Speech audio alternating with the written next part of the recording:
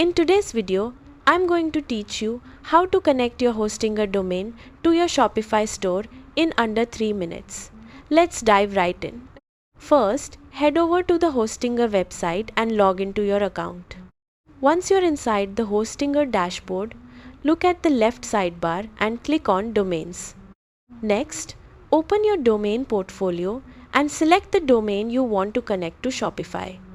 After opening the domain settings, look for the DNS or DNS zone section and click on it.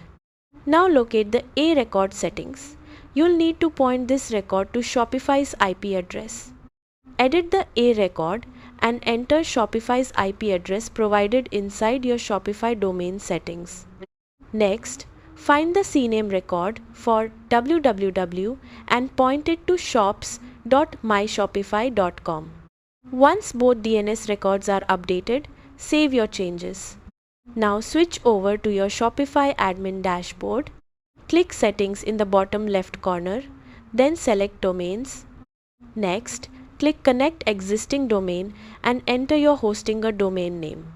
After entering the domain, click Next and then Verify Connection. Shopify will now check your DNS settings and connect the domain to your store.